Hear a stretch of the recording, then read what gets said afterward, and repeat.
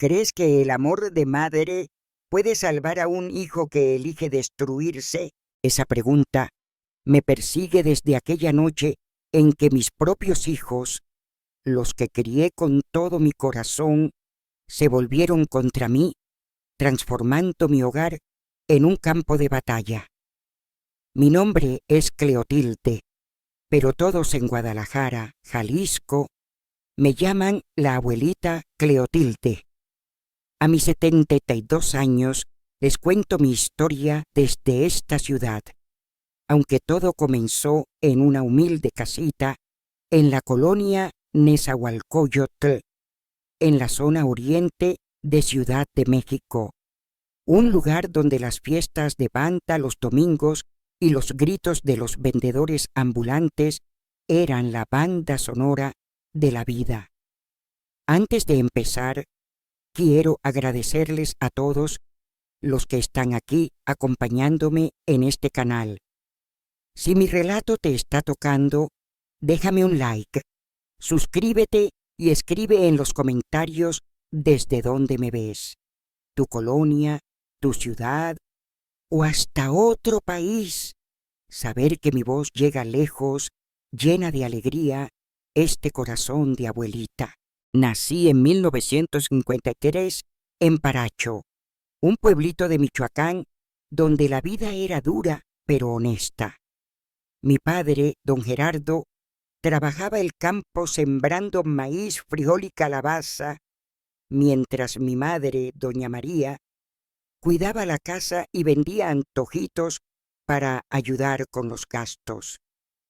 Éramos pobres, pero nunca pasamos hambre, y lo más importante, éramos felices, unidos. Nuestra casa de piso de tierra y techo, que goteaba en las lluvias, estaba llena de amor. Mi padre nunca alzó la voz a mi madre. Cada noche, por más cansado que estuviera, besaba su frente y agradecía por la comida. Los domingos me llevaba a pescar al río o a recoger frutas. Mi madre me enseñó a valerme por mí misma. Mujer que no sabe hacer, depende de otros, hija, decía. Esos valores, respeto, trabajo duro, familia, los llevé conmigo siempre, soñando con construir un hogar igual para mis hijos. A los 16, una sequía devastó las tierras de mi padre y nos vimos obligados a probar suerte en la Ciudad de México. En 1969 llegamos con 2 maletas de cartón llenos de sueños y miedos. La ciudad era un torbellino, edificios creciendo, ruido, contaminación, todo distinto a mi tranquilo Paracho. Nos instalamos en una casa compartida en la periferia con otra familia de migrantes. Mi padre encontró trabajo en una fábrica de textiles, mi madre como doméstica en una casa rica de las Lomas. Yo estudiaba en una escuela pública y trabajaba medio tiempo en una panadería, ahorrando para comprarle a mi madre una máquina de coser y ahorrarle los largos viajes a su trabajo. La ciudad era dura, pero nos adaptamos, como siempre hacen los que buscan un futuro mejor. Fue en la panadería donde conocí a Armando, un repartidor de 22 años, guapo, fuerte, con una sonrisa que iluminaba todo. A pesar de haber crecido en la rudeza de la colonia, tenía un optimismo contagioso. No conoció a su padre, fue criado por su madre, una lavandera, y solo estudió hasta 4º grado, pero su inteligencia natural me cautivó. Cleo, un día te daré una buena vida, me prometió. Nos hicimos novios, siempre con el respeto que mis padres me enseñaron a exigir. Armando venía los domingos a casa, ayudaba a mi padre con arreglos, traía flores para mi madre. Conquistó a mi familia con su sinceridad y a mí con su corazón. Nos casamos en 1972 en una ceremonia sencilla en la iglesia del barrio, sin lujos, pero con la bendición de mis padres y la certeza de estar con un hombre bueno. Nuestra primera casa fue un cuartito en Nezahualcóyotl, con una cortina dividiendo la sala de la recámara y un baño compartido con otras familias. Armando seguía como repartidor. Yo trabajaba en una tienda de ropa, ahorrando cada centavo para mejorar. En 1973 nació Marcelo, nuestro primogénito, un bebé sano con los ojos de su padre y mi terquedad, según mi madre. Armando lloró al sostenerlo, prometiendo ser el padre presente que él nunca tuvo. Nuestro hijo va a estudiar, Cleo, decía. Será doctor, ingeniero, lo que quiera. Luego llegaron Alejandro en 1970 y pico, Vicente en 1977, Fabián en 1979 y Sandoval en 1981. Que varones llenaron la casa de ruido, vida y esperanza. Con cada nacimiento ampliábamos el cuartito, añadiendo una habitación, mejorando lo que podíamos. Armando encontró un mejor trabajo en una fábrica de cigarros, con turnos largos, pero mejor paga. Yo dejé el empleo para cuidar a los niños, cosiendo en casa para el vecindario.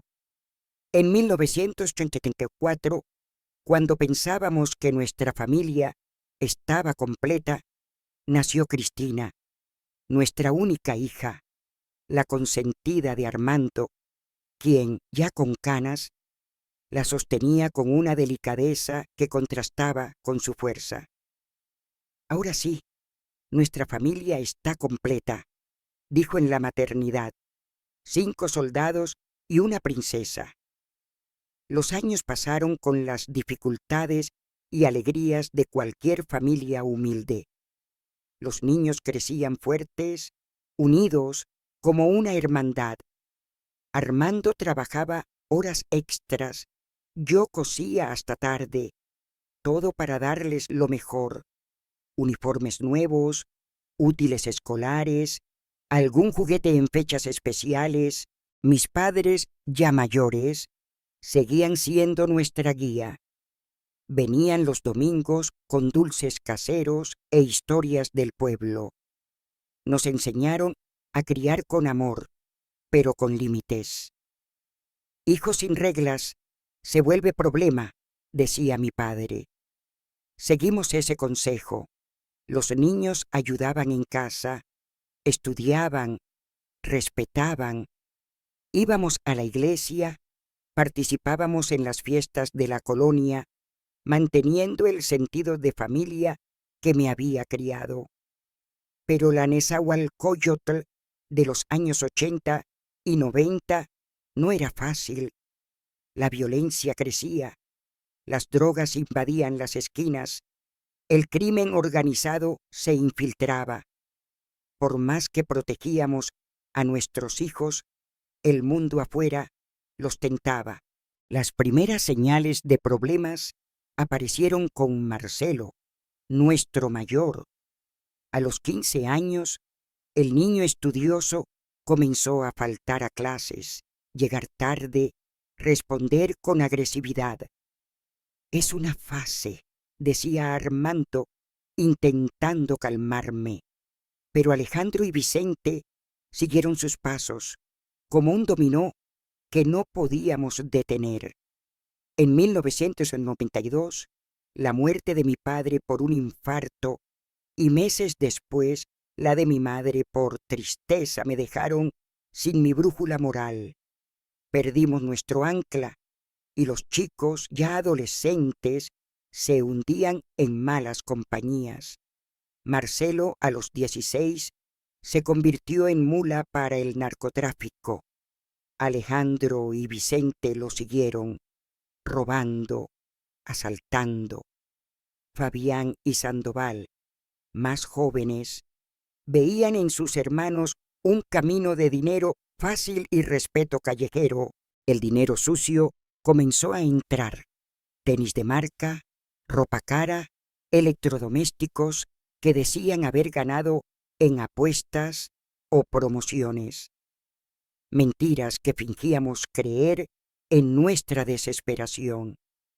Solo Cristina, nuestra niña, parecía inmune, estudiosa, soñando con ser enfermera. Pero el resto de la casa se desmoronaba. En 1995, Marcelo fue arrestado por narcotráfico y los 2 años en prisión lo endurecieron más. Alejandro sobrevivió a un balazo, quedando cojo. Vicente huyó tras un asalto mortal. Fabián y Sandoval se perdieron en las drogas, consumiendo cocaína y cristal, vendiendo lo que podían de casa. Armando, agotado por el trabajo y el dolor, empezaba a enfermarse. Yo rezaba, encendía velas, pero la fe se desvanecía ante la realidad. Mis hijos se estaban perdiendo y no sabía cómo salvarlos. La vida en la colonia Nezahualcóyotl se volvía más pesada con cada año que pasaba, como si el aire mismo cargara el peso de nuestras luchas. A finales de los años 90, nuestra casa, que alguna vez resonó con risas y sueños, se había convertido en un lugar de tensión, de silencios rotos por discusiones y puertas que se cerraban con fuerza. Mis 5 hijos varones, Marcelo, Alejandro, Vicente, Fabián y Sandoval, se deslizaban cada vez más hacia un abismo que Armando y yo no sabíamos cómo detener. Marcelo, con 22 años en 1990, que salió de prisión endurecido, con contactos que lo hundieron aún más en el mundo del crimen. Alejandro, con 20, cojeaba por el balazo que recibió, usando el dolor como excusa para hundirse en las drogas. Vicente, de 18, regresó de Sinaloa tras un asalto que salió mal, más astuto y peligroso que nunca. Fabián y Sandoval, los menores, de 16 y 14, seguían los pasos de sus hermanos, fascinados por el dinero fácil y el respeto callejero. Solo Cristina, mi pequeña de 11 años, seguía siendo un rayo de luz, estudiando con ahínco, soñando con ser enfermera, aferrándose a los valores que intentábamos enseñarle. Armando trabajaba a turnos interminables en la fábrica de cigarros, llegando a casa exhausto, con los pulmones cansados y el corazón apesadumbrado. No sé qué más hacer, Cleo, me decía en las noches, con la voz rota. Les dimos todo lo que pudimos, pero no es suficiente. Yo intentaba mantener la fe, rezando en la iglesia, encendiendo velas, pidiéndole a Dios que trajera a mis hijos de vuelta. Pero la realidad era más fuerte que mis oraciones. La colonia estaba cambiando. Las esquinas se llenaban de jóvenes con miradas vacías. Las balaceras eran más frecuentes y el olor a marihuana y químicos impregnaba el aire. Intentábamos proteger a nuestros hijos, pero el mundo afuera era una corriente que los arrastraba.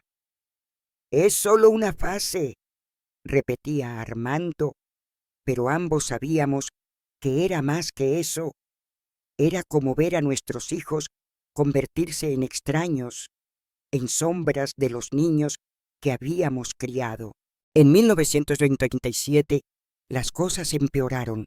Alejandro fue baleado nuevamente, esta vez en un brazo, durante un enfrentamiento con una banda rival.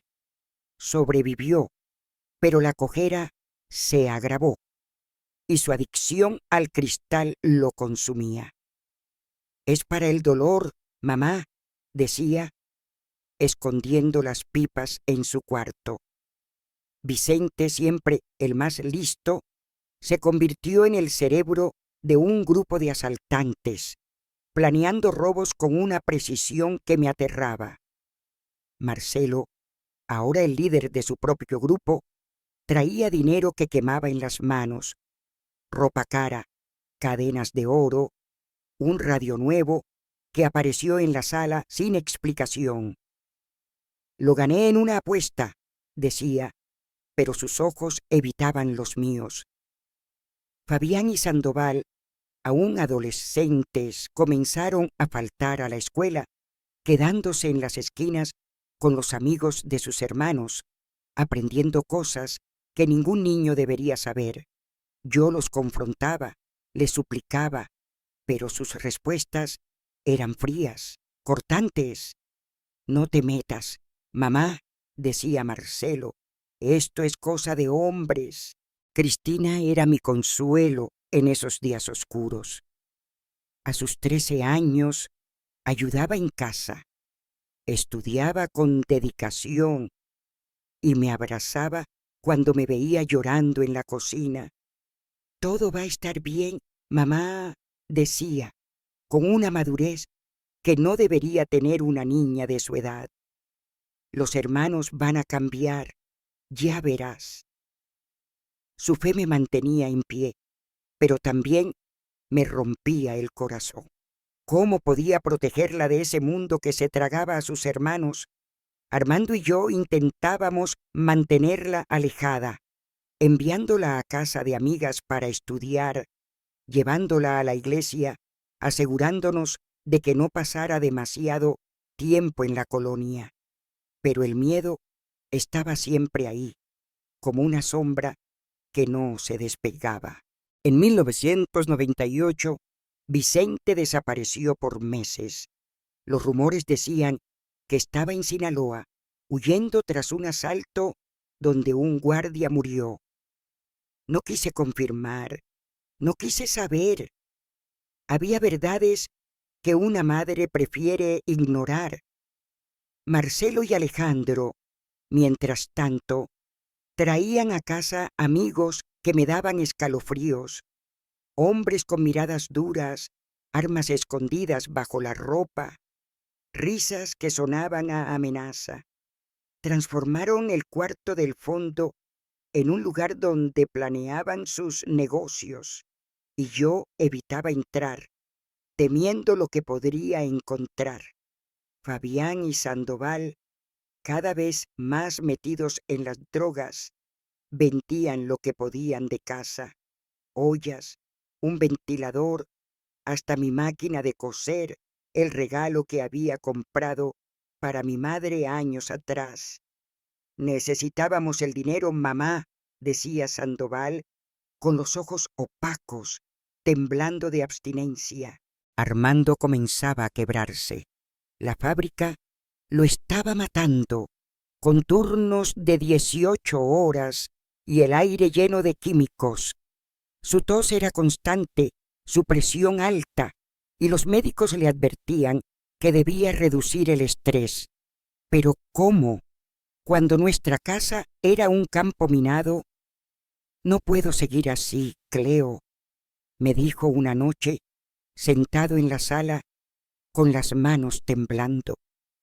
«Me estoy matando para darles una vida mejor y ellos la tiran por la borda». Intenté consolarlo, pero mis palabras sonaban vacías. ¿Qué podía decir? Nuestros hijos nos estaban rompiendo y no sabíamos cómo salvarlos. En 1999, el caos alcanzó un nuevo nivel. Fabián, de 20 años, había perdido los dientes frontales por el cristal y su rostro, antes lleno de vida, Era una máscara de agotamiento. Sandoval, de 18, temblaba constantemente, pidiendo dinero para su dosis. Intenté llevarlos a un centro de rehabilitación, pero se negaban, se burlaban. «No necesitamos ayuda, mamá», decía Fabián. «Estamos bien», pero no estaban bien. Ninguno lo estaba. Marcelo, Alejandro y Vicente se movían con una arrogancia que me aterraba, como si la colonia les perteneciera. Traían dinero, pero también problemas, peleas, amenazas, rumores de que estaban involucrados en cosas más grandes, más peligrosas. Un vecino, don Antonio, me buscó una tarde con el rostro serio. «Doña Cleo, sus hijos están con el Botas», dijo, refiriéndose al líder de un cártel local. «Esa gente no juega. Sáquelos de ahí o los va a perder». Lloré toda la noche tras esa advertencia. Armando intentó hablar con ellos, primero uno por uno, luego juntos. «¿Qué están haciendo con sus vidas?», gritó, perdiendo la paciencia por primera vez. «Nos estamos rompiendo el alma por ustedes». Marcelo se rió, una risa fría que me heló la sangre. «Tú no entiendes, papá. Esto es la vida real. Pronto vamos a sacarlos de esta miseria».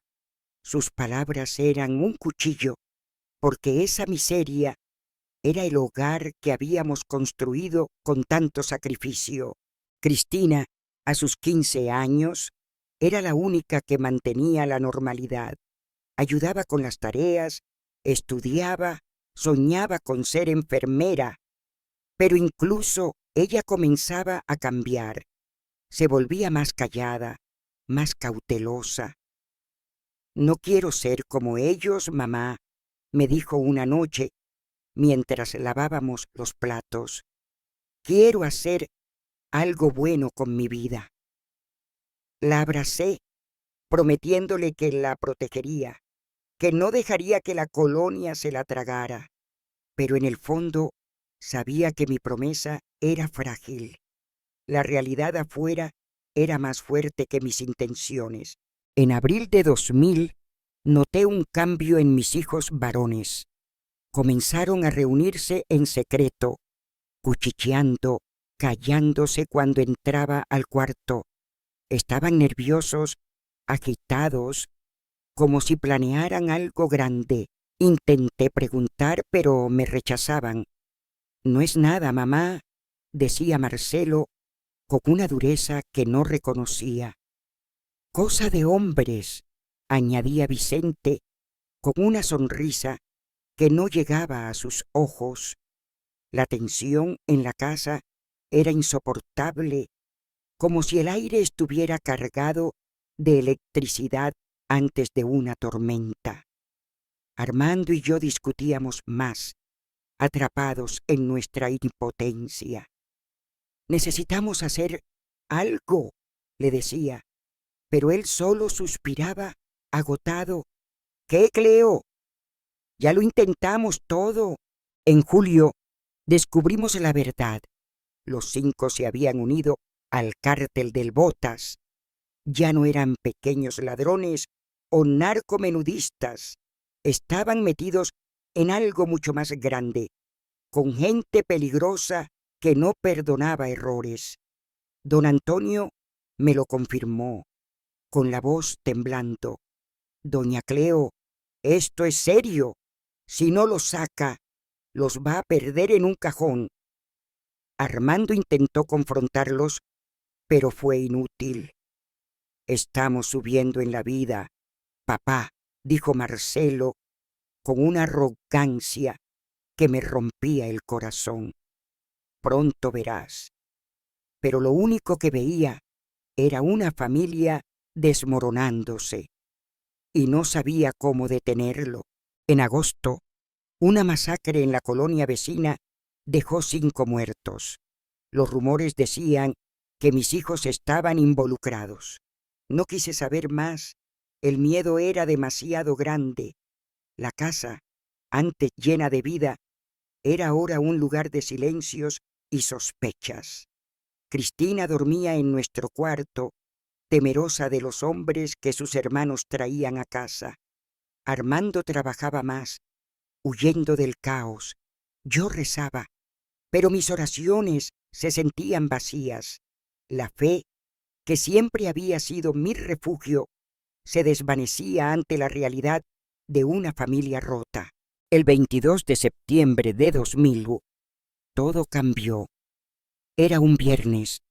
Armando estaba en el turno de noche, Cristina en casa de una amiga. Estaba sola, lavando los platos, cuando mis 5 hijos entraron, borrachos, drogados, riendo con una crueldad que no reconocía. ¿Dónde está el viejo?, gritó Marcelo, tambaleándose. Trabajando, respondí, evitando sus ojos. ¿Y la princesita?, preguntó Alejandro con una risa que me heló. Mentí, diciendo que Cristina volvería pronto, queriendo protegerla, pero entonces se acercaron, rodeándome en la cocina. ¿No te cansas de fingir, mamá?, dijo Vicente, jugando con un cuchillo, de hacernos creer que somos una familia normal. Sus palabras eran veneno, y el miedo que sentí no era por lo que harían afuera, sino por lo que podrían hacerme a mí. Lo que pasó esa noche es un dolor que no puedo describir. Mis propios hijos, los que llevé en mi vientre, se volvieron contra mí, destrozando todo lo que creía sagrado. Cuando terminaron, se fueron riendo como si nada hubiera pasado. Me quedé en el suelo, entre platos rotos, con el alma hecha pedazos. Cristina llegó y me encontró, ayudándome con una madurez que no debería tener. ¿Fueron ellos, verdad?, preguntó, y solo pude dejar que las lágrimas hablaran. Esa noche supe que el amor de madre tiene límites, que a veces la sangre se convierte en veneno, y que no hay dolor más grande que el que viene de aquellos que amaste más que a tu propia vida. Aquella noche del 22 de septiembre de 2000 marcó un antes y un después en mi vida, como si el mundo que conocía se hubiera fracturado en 1000 pedazos, dejando solo escombros de lo que alguna vez fue mi familia. Me quedé en el suelo de la cocina, rodeada de platos rotos, con el cuerpo dolorido y el alma destrozada por la traición de mis propios hijos. No sé cuánto tiempo pasé allí, perdida entre el dolor y la incredulidad, intentando comprender cómo los niños que había criado con tanto amor podían haberse convertido en los monstruos que me habían lastimado. Cristina, mi pequeña de 16 años, fue quien me encontró. Su rostro, normalmente lleno de vida, se llenó de horror al verme. Sin decir una palabra, me ayudó a levantarme, me llevó al baño, me ayudó a lavarme, a cambiarme, a acostarme. Fueron ellos, ¿verdad, mamá?, preguntó con una voz baja, quebrada. No pude responder, solo dejé que las lágrimas hablaran por mí. Ella asintió, entendiendo mi silencio, y se sentó a mi lado, sosteniendo mi mano con una fuerza que no debería tener una niña de su edad. Cuando Armando llegó del turno de noche, intenté fingir que todo estaba bien. Me caí. Tengo dolor de cabeza, murmuré, evitando sus ojos. Pero él me conocía demasiado bien. ¿Qué te hicieron, Cleo?, preguntó, sentándose a mi lado en la cama, su voz cargada de preocupación. No pude hablar. ¿Cómo poner en palabras lo que había pasado? ¿Cómo decirle a mi marido que sus hijos, nuestra sangre, habían cometido algo tan terrible? Fue Cristina quien habló, con un coraje que me dejó sin aliento. Contó lo que encontró al llegar, mi estado, las marcas en mi cuerpo. Armando escuchó en silencio, su rostro endureciéndose, las manos cerrándose en puños. No lo creo, dijo finalmente, su voz baja, como si quisiera convencerse a sí mismo. No puede ser verdad. Pero cuando me miró, vio los moretones que intenté esconder, el terror en mis ojos, y algo en él se quebró. «Voy a matarlos», dijo, levantándose con una furia que nunca había visto en él. «No, Armando», supliqué, agarrando su brazo, «eso no resolverá nada, solo empeorará todo». Esa noche no dormimos. Armando se quedó en la sala, con un machete en la mano, esperando a que los chicos volvieran, pero no regresaron. Tal vez sabían lo que habían hecho, tal vez temían la reacción de su padre. Durante los 3 días siguientes viví en un estado de letargo, atrapada entre el dolor físico y el emocional. Cristina asumió el control de la casa, cocinando, limpiando, cuidándome como si los roles se hubieran invertido. Armando, consumido por la rabia, apenas hablaba, caminando de un lado a otro con ese machete que se había convertido en una extensión de su furia. «Necesitamos denunciarlos», insistía Cristina con una determinación que me asombraba. «Lo que hicieron es un crimen, mamá». Pero yo no podía. ¿Cómo denunciar a mis propios hijos? ¿Cómo transformar esa pesadilla en un escándalo público? El miedo, la vergüenza, la culpa me paralizaban. El tercer día, Armando tomó una decisión que cambiaría todo. «Preparen sus cosas», anunció al entrar a casa, con un semblante frío que no reconocía. «Nos vamos esta noche». «¿A dónde?», pregunté, confundida. «A Cuernavaca. Un amigo de la fábrica tiene una casa que no usa. Podemos quedarnos ahí». «¿Y los chicos?», pregunté, con el instinto materno aún latiendo. A pesar de todo, Armando me miró con una dureza que me heló. «¿Qué chicos, Cleo? No tengo más hijos varones. Murieron para mí esa noche». Sus palabras fueron un golpe, pero también una verdad que no podía negar. La casa que había sido nuestro hogar por más de 20 años ya no era segura. Era un lugar de dolor, de traición, de miedo. Esa misma noche, con 2 maletas llenas de lo esencial, dejamos Nezahualcóyotl como fugitivos. Un amigo de Armando nos llevó en un carro viejo y el viaje fue silencioso, cada uno atrapado en sus propios pensamientos. Cristina apretaba mi mano, buscando fuerza, pero yo apenas tenía para mí misma. La casa en Cuernavaca era sencilla: 2 habitaciones, una sala pequeña, un baño. No era mucho, pero era un refugio, un lugar donde podíamos respirar sin temor. Los primeros días fueron un torbellino de emociones. No podía dormir, despertaba gritando, con pesadillas que mezclaban los rostros de mis hijos pequeños con los hombres que me habían lastimado. Armando, consumido por la culpa y la rabia, apenas hablaba. Cristina, con su fuerza increíble, fue la primera en adaptarse, inscribiéndose en una escuela local, haciendo amigas, trayendo un poco de normalidad a nuestra vida rota. Comencé a trabajar con una vecina que vendía pasteles en la feria de Cuernavaca, un oficio que me recordaba a mi madre y me daba algo en que ocuparme.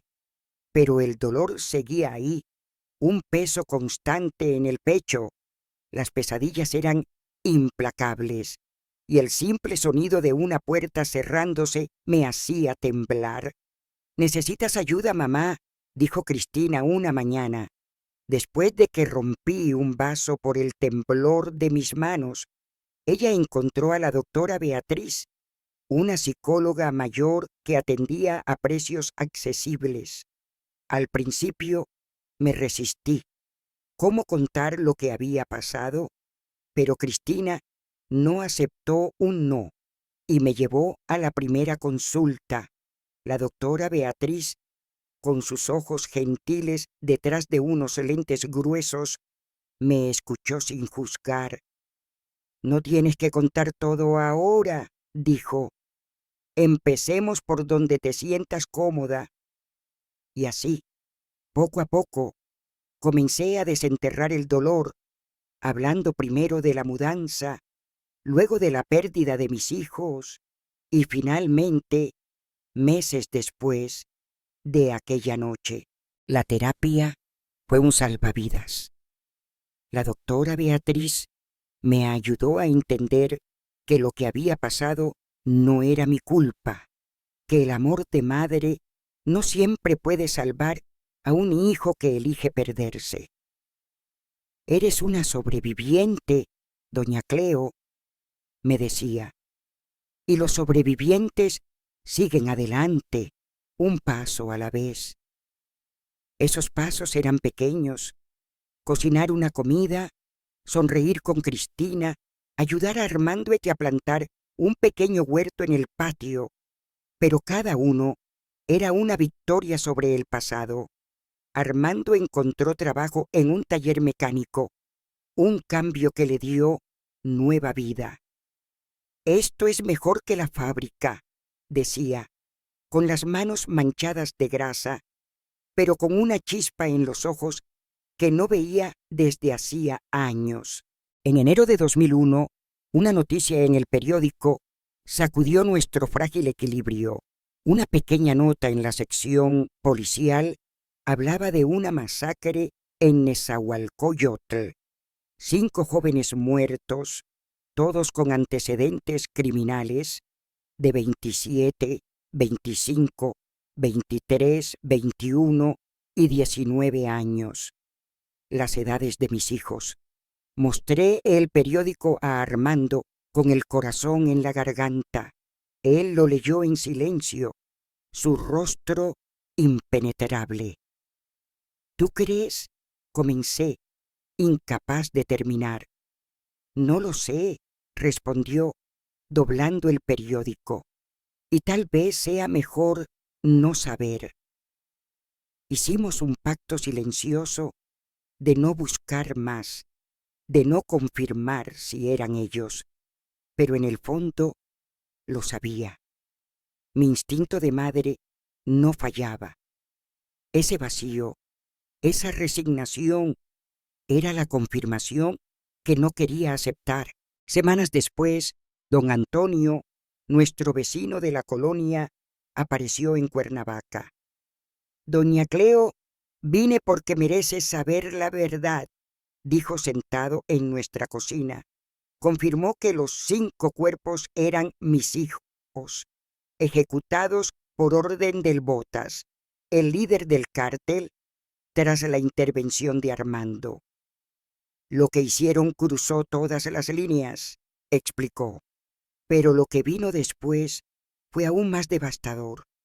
Confesaron haber lastimado también a Cristina, en momentos en que Armando y yo no estábamos. El mundo se derrumbó otra vez.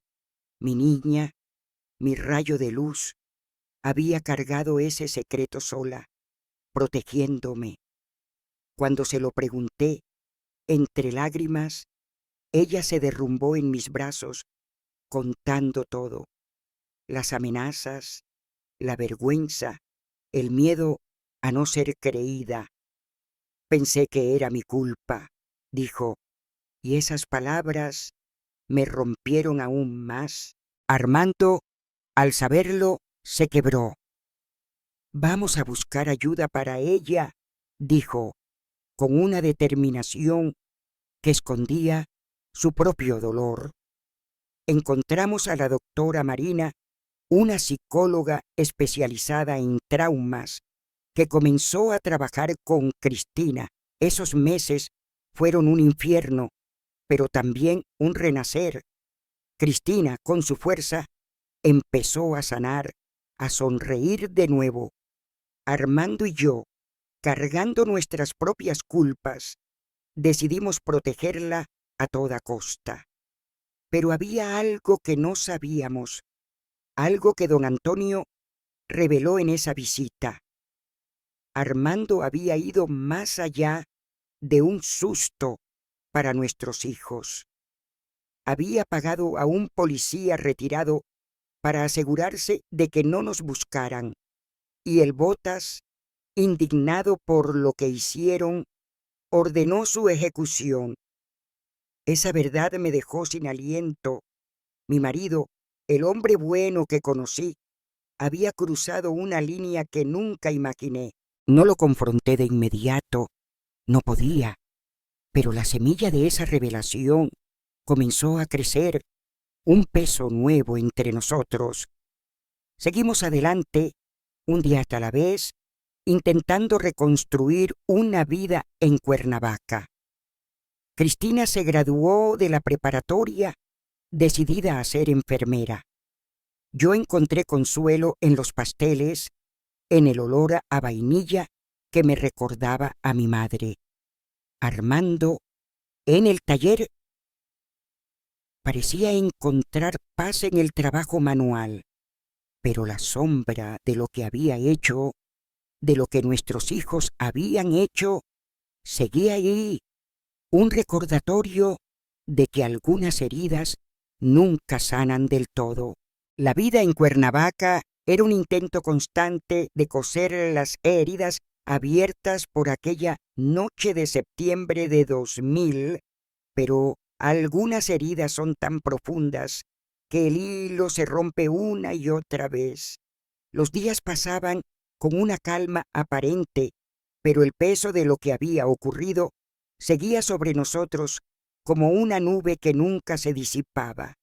Cristina, con su fuerza de voluntad, se aferraba a sus estudios y a su sueño de ser enfermera, mientras Armando encontraba en el taller mecánico una forma de escapar del dolor.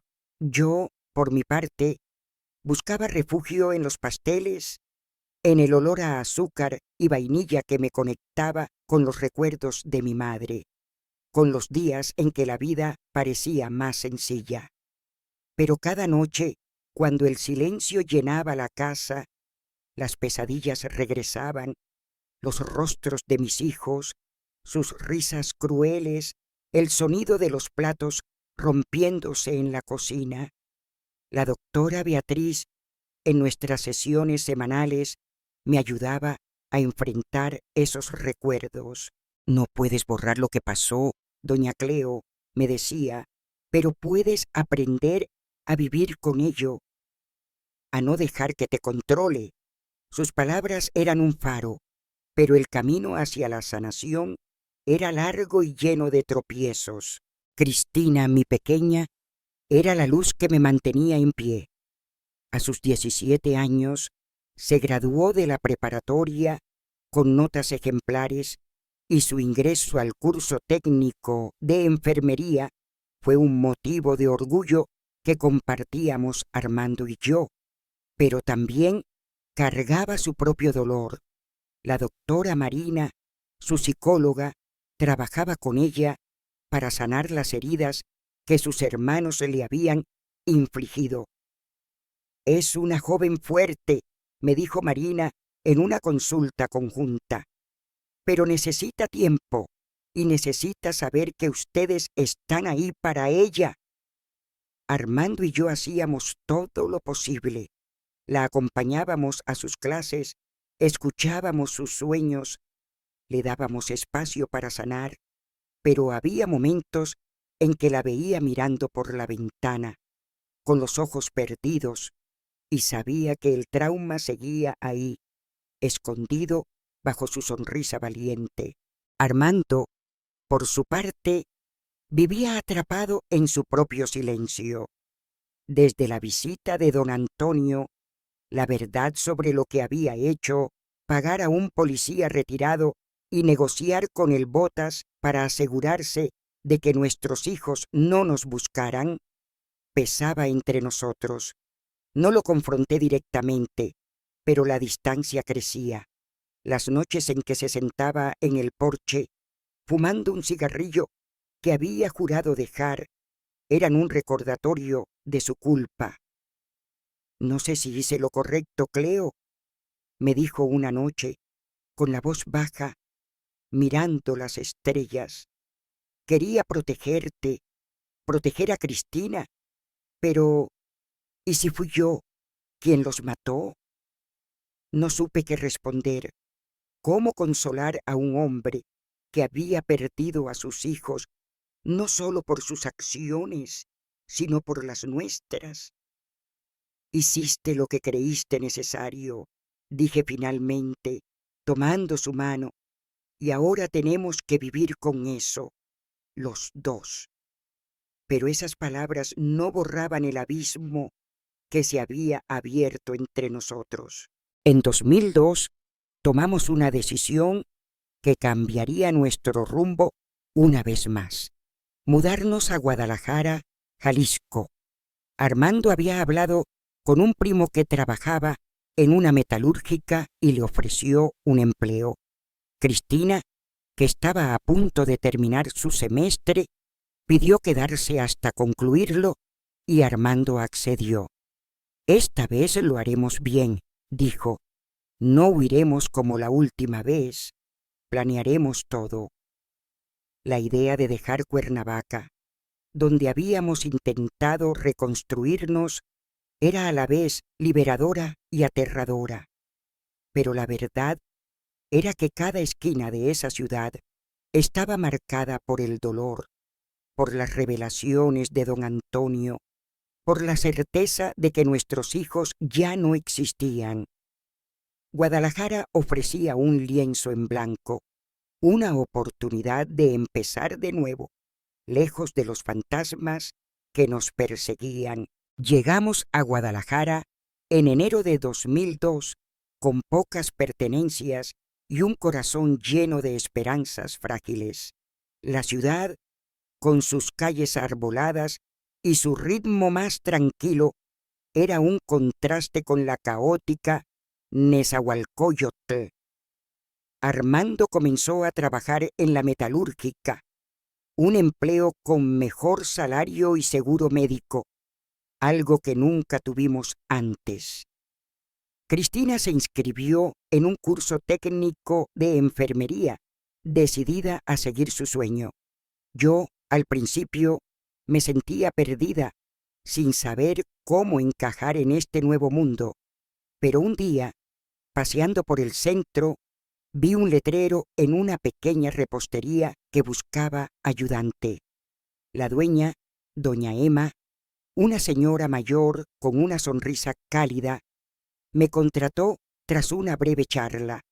«Hacer dulces es hacer felicidad, doña Cleo», me dijo. «No hace falta ser perfecta, solo hacerlo con amor». Sus palabras resonaron en mí, y en esa cocina, rodeada de aromas a canela y chocolate, encontré un propósito nuevo. Trabajar en la repostería fue como redescubrir una parte de mí que había olvidado. Cada pastel que horneaba, cada dulce que moldeaba, era una pequeña victoria, un recordatorio de que aún podía crear algo hermoso. Doña Emma me enseñó recetas nuevas, pero también compartía historias de su vida, de sus propios dolores y alegrías. «La vida es como una masa», decía. «A veces hay que amasarla con fuerza para que tome forma». Ese trabajo me dio estabilidad no solo económica, sino emocional. Por las tardes, cuando regresaba a casa, encontraba a Cristina estudiando y a Armando contando anécdotas del taller, y poco a poco comenzamos a construir una rutina que parecía un hogar. La terapia con la doctora Beatriz seguía siendo mi refugio. Hablábamos de la culpa que aún sentía por no haber salvado a mis hijos, por no haber visto las señales antes. No eres omnipotente, doña Cleo, me decía. Diste todo lo que tenías, y eso es más de lo que muchos pueden decir. También hablábamos de Armando, de la distancia que había crecido entre nosotros. Necesitan hablar no solo de lo que pasó, sino de lo que sienten ahora, me aconsejó una noche, mientras compartíamos un café en el porche. Tomé valor y le dije a Armando, no puedo seguir evitando esto. Necesito saber qué sientes, qué llevas dentro. Él suspiró, mirando al suelo. Llevo culpa, Cleo, culpa por ellos, por ti, por Cristina, pero también sé que no podía dejar que nos lastimaran más. Fue la primera vez que hablamos con honestidad sobre esa noche, sobre su decisión, sobre el precio que pagamos. No resolvimos todo, pero abrimos una puerta para sanar juntos. Cristina, mientras tanto, florecía en Guadalajara. En 2003 se graduó como enfermera técnica y comenzó a trabajar en el hospital municipal. Su relación con Rodrigo, un farmacéutico que conoció en el curso, se fortaleció, y verlo juntos, riendo, planeando un futuro, me llenaba de esperanza. Pero también sabía que ella cargaba sus propias cicatrices. La doctora Marina la ayudaba a enfrentar el trauma, a recuperar su confianza. Estoy aprendiendo a no culparme, mamá, me dijo una tarde mientras compartíamos un té.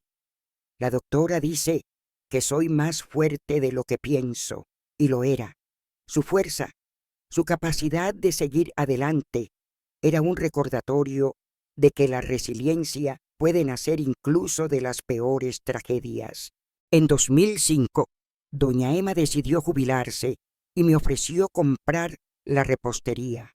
Con el apoyo de Armando, que había sido ascendido en la metalúrgica, conseguimos un préstamo y me convertí en dueña de Dulces de la Abuelita, un nombre que mantuve en honor a los días en Cuernavaca, cuando soñaba con un futuro mejor. La repostería no era grande, pero era mía, un espacio donde el olor a azúcar y canela sanaba a mi alma. Los clientes, muchos de ellos vecinos, se convirtieron en una especie de familia extendida, compartiendo historias mientras compraban cocadas o pasteles. Doña Cleo, sus dulces saben ahogar, me decía una clienta habitual, y esas palabras me hacían sentir que, a pesar de todo, había encontrado mi lugar. Armando también parecía sanar. El taller le daba un propósito, y aunque su salud seguía frágil por años de trabajo duro, encontraba alegría en las cosas simples. Plantar flores en el patio, enseñar a los niños del vecindario a arreglar bicicletas. Pero la sombra de lo que había hecho seguía ahí, un secreto que compartíamos en silencio. Nunca hablamos de nuevo de la carta de don Antonio, de la verdad sobre la muerte de nuestros hijos. Era como si hubiéramos decidido enterrarla, no por negarla, sino por proteger lo poco que nos quedaba. Cristina, ajena a los detalles más oscuros, seguía adelante y nosotros hacíamos todo por darle la vida que merecía. En 2006, Cristina nos dio una noticia que llenó nuestro hogar de luz. Estaba embarazada. Es una niña, anunció, mostrando el ultrasonido. La llamaré Violeta, porque vino a traer luz. Armando, con lágrimas en los ojos, la abrazó. Voy a ser abuelo, dijo, y por primera vez en años vi en él una alegría pura, sin sombras. Violeta nació en 2007, un rayo de sol que transformó nuestras vidas. Sostenerla en mis brazos era como sostener la esperanza misma, un recordatorio de que, a pesar del dolor, la vida seguía ofreciendo belleza.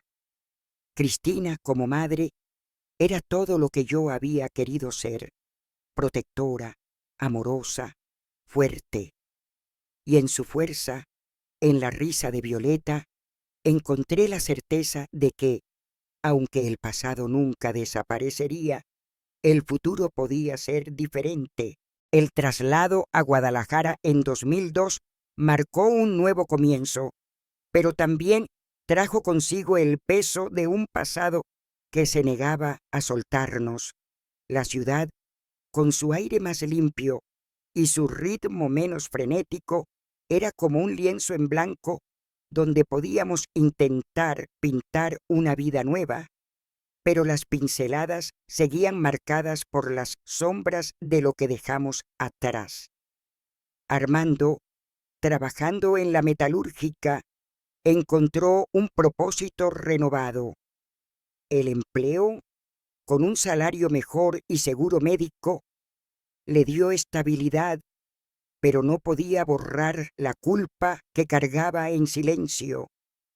Cristina, con su determinación, se sumergió en su curso de enfermería, decidida a cumplir su sueño de ayudar a otros. Yo, mientras tanto, encontré refugio en la repostería de doña Emma, donde el olor a vainilla y el calor del horno me devolvían un pedazo de la paz que había perdido. Pero las noches seguían siendo un campo de batalla. Las pesadillas regresaban, mezclando los rostros de mis hijos con los recuerdos de aquella noche en Nezahualcóyotl, y el miedo a que el pasado nos alcanzara nunca se iba del todo. La doctora Beatriz fue mi salvavidas en esos primeros meses en Guadalajara. En nuestras sesiones comencé a hablar más abiertamente sobre el trauma, sobre la traición de mis hijos, sobre el dolor de saber que Cristina también había sido lastimada. No puedes cambiar lo que pasó, doña Cleo, me decía, con su voz calma pero firme, pero puedes elegir cómo vivir con ello. Eres más fuerte de lo que crees. Sus palabras eran un recordatorio constante de que, aunque el dolor era parte de mí, no tenía que definir mi vida. Poco a poco, aprendí a reconocer los desencadenantes, el sonido de una puerta cerrándose, el olor a tequila, las voces altas de hombres desconocidos. Aprendí a respirar, a contar hasta 10, a recordarme que estaba en un lugar seguro, que tenía a Armando y a Cristina, que no estaba sola. Cristina, con su fuerza inquebrantable, seguía avanzando.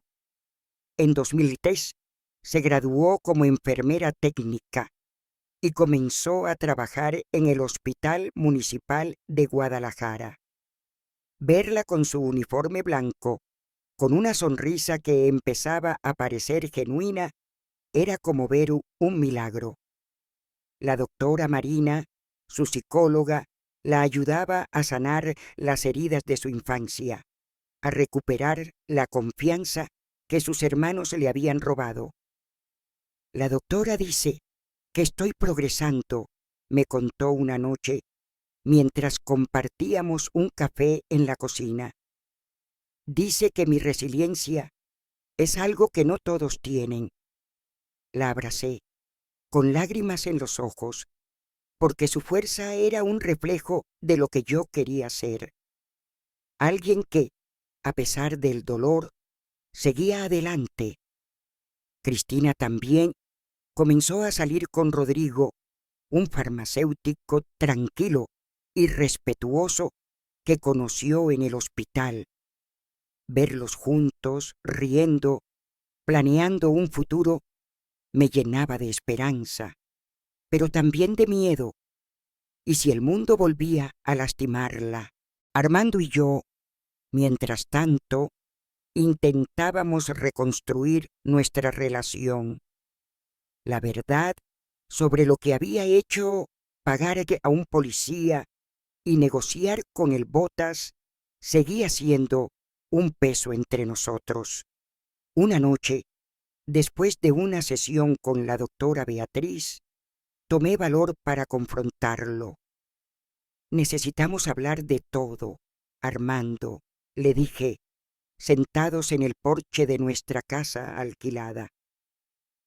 No puedo seguir fingiendo que no pasó. Él asintió, mirando al suelo, con las manos temblando. No sé si hice lo correcto, Cleo, confesó. Quería protegerte, proteger a Cristina, pero ahora no sé si fui un monstruo. Su vulnerabilidad me desarmó. No eres un monstruo, respondí, tomando su mano. Hiciste lo que creíste necesario en un momento imposible. Los dos hemos tomado decisiones que nos pesan. Esa noche, por primera vez, dormimos abrazados, como si al compartir el dolor pudiéramos aligerarlo. En 2005, doña Emma decidió jubilarse y me ofreció comprar la repostería. Dulces de la abuelita, como la llamé en honor a mis días en Cuernavaca, se convirtió en mi refugio, mi orgullo. Con el apoyo de Armando y un pequeño préstamo, me convertí en empresaria, algo que nunca imaginé posible. La repostería era pequeña, con un mostrador de vidrio y 5 mesas, pero el olor a canela y chocolate atraía a los vecinos, que se convirtieron en una especie de familia. Doña Cleo, sus cocadas son como un abrazo, me decía una clienta habitual, y esas palabras me hacían sentir que, a pesar de todo, podía crear algo bueno. Armando, que había sido ascendido a supervisor en la metalúrgica, venía a veces a ayudarme, decorando pasteles con una habilidad que me sorprendía. ¿Quién diría que estas manos saben más que arreglar motores? Bromeaba, y su risa era un recordatorio de que, aunque heridos, aún podíamos encontrar alegría.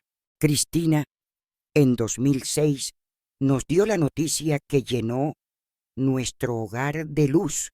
Estaba embarazada. «Es una niña», anunció, mostrando el ultrasonido. «La llamaré Violeta, porque vino a traer luz después de tanta oscuridad». Armando lloró al escucharla, abrazándola con una ternura que no veía en él desde hacía años. Violeta nació en la primavera de 2007, un torbellino de alegría que transformó nuestras vidas. Sostenerla en mis brazos era como sostener la esperanza misma, un recordatorio de que la vida, a pesar de sus crueldades, seguía ofreciendo belleza. Cristina, como madre, era todo lo que yo había querido ser: protectora, amorosa, fuerte. Verla cuidar a Violeta, con Rodrigo a su lado, era una prueba de que habíamos roto el ciclo de dolor que marcó mi infancia. Pero el pasado no desaparecía. Las pesadillas aunque menos frecuentes, seguían llegando, especialmente en fechas como el aniversario de nuestra huida. La doctora Beatriz me ayudó a manejarlas, enseñándome a escribir cartas que nunca enviaría, una a mis hijos, otra a mí misma, otra al dolor que cargaba. Quemarlas en el patio era un ritual de liberación, una forma de soltar lo que ya no podía cambiar. Armando también tenía sus propios fantasmas. A veces lo encontraba mirando fotos viejas de los chicos con los ojos llenos de lágrimas. ¿Dónde nos equivocamos, creo?, preguntaba, y yo no tenía respuestas. Solo podía tomar su mano y recordarle que, a pesar de todo, seguíamos aquí, juntos, con Cristina y Violeta. En 2008, Violeta comenzó a caminar, llenando la casa de risas y travesuras.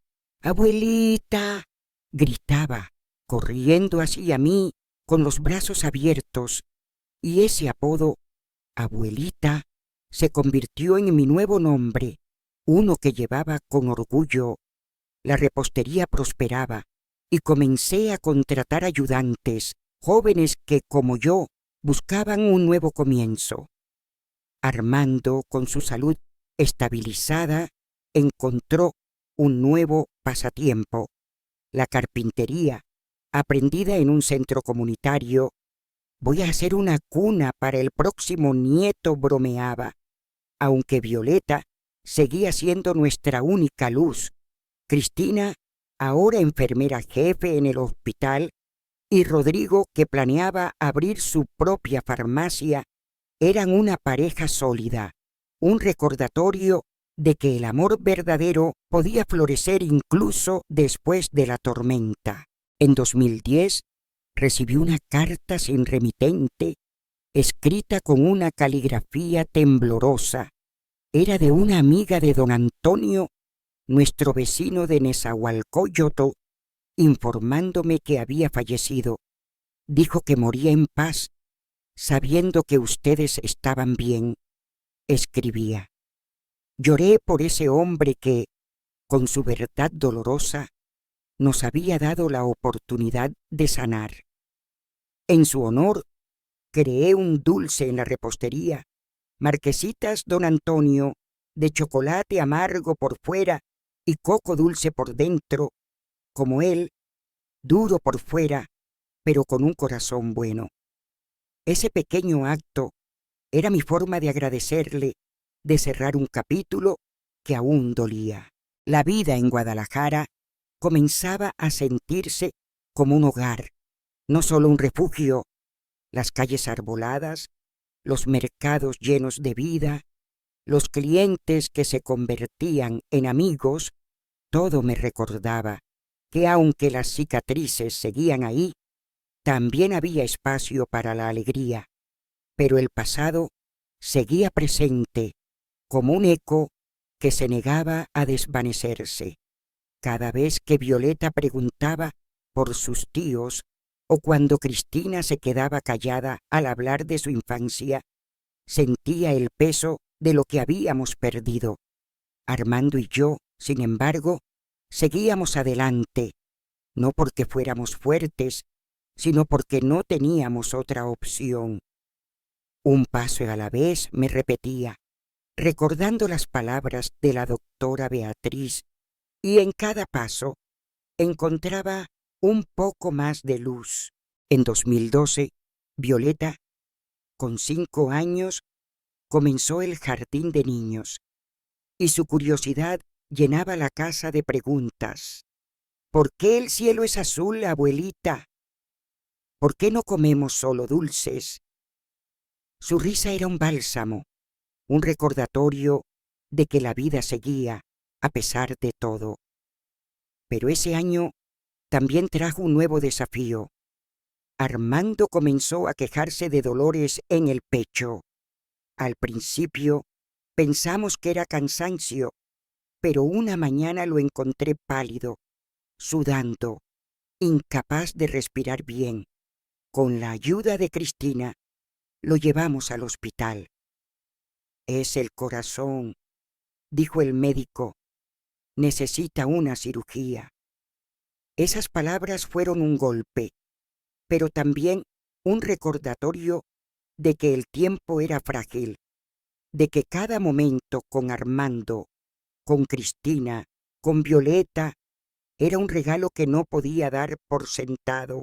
El diagnóstico del corazón de Armando en 2012 fue como un relámpago que iluminó lo frágil que era nuestra vida, un recordatorio de que cada momento con él era un tesoro que podía desvanecerse. La espera antes de la cirugía fue una prueba de fe. 7 horas interminables en el hospital, con Cristina a mi lado, sosteniendo mi mano, mientras yo alternaba entre rezar y recordar respirar. Todo va a estar bien, mamá, me decía, con esa fuerza que siempre me sorprendía. Cuando el médico salió, con el rostro cansado, pero una sonrisa leve, sentí que el aire regresaba a mis pulmones. La cirugía fue un éxito. Doña Cleo dijo, su esposo es un guerrero, pero necesitará cuidados. Ver a Armando en la sala de recuperación, pálido pero vivo, fue como recibir una segunda oportunidad. No me voy a ir tan fácil, vieja, bromeó débilmente, y aunque reí, las lágrimas corrían por mi rostro. Había estado tan cerca de perderlo, y con él una parte de mí que no sabía cómo vivir sin su apoyo. La recuperación de Armando fue lenta, llena de restricciones que él, acostumbrado a trabajar desde los 12 años, soportaba con quejas. Esta comida sin sal no sabe a nada, gruñía, mirando su plato de verduras hervidas. Pero Cristina y yo éramos implacables. Controlábamos sus medicamentos, lo obligábamos a descansar, lo llevábamos a caminatas cortas por el barrio. Violeta, con sus 5 años, se convertía en su enfermera personal, trayéndole vasos de agua con una seriedad que nos hacía reír. «Tienes que cuidarte, abuelito», decía, y Armando, con una sonrisa, obedecía a su pequeña jefa. Esos momentos, simples pero llenos de amor, eran un recordatorio de que, a pesar de las cicatrices, habíamos construido algo hermoso en Guadalajara, algo que valía la pena proteger. La repostería Dulces de la abuelita seguía creciendo, convirtiéndose en un lugar donde los vecinos no solo compraban dulces, sino que compartían historias, risas, pedazos de sus vidas. Contraté a una pareja joven, Keila y Otavio, para ayudarme, lo que me permitió trabajar menos horas y pasar más tiempo con Armando y Violeta. Keila, con su entusiasmo, aprendió rápido las recetas, mientras Otavio, con su don de gentes, atraía más clientes. «Doña Cleo, esto es más que una repostería», me dijo Keila una tarde. «Es como una casa para todos nosotros». Sus palabras me llenaban de orgullo, porque en cada cocada, en cada pastel, ponía un pedazo de mi corazón, un intento de sanar no solo mi dolor, sino el de quienes entraban por la puerta. Cristina, ahora de 29 años, brillaba en el hospital. Su trabajo como enfermera pediátrica era su pasión, y los niños la adoraban por su paciencia y su sonrisa. Rodrigo, su esposo, abrió su farmacia en 2013, un sueño que logró con años de ahorro. Verlos construir su vida, criar a Violeta con amor, era una prueba de que el ciclo de dolor que marcó mi infancia no se repetiría. Pero Cristina aún cargaba sus heridas. La doctora Marina, con quien seguía viéndose ocasionalmente, me decía que su sanación era un proceso continuo. Es fuerte, doña Cleo, pero hay días en que el pasado la alcanza, explicó. Yo lo notaba en sus momentos de silencio, en la forma en que a veces miraba a Violeta con una mezcla de amor y miedo, como si temiera que el mundo pudiera lastimarla.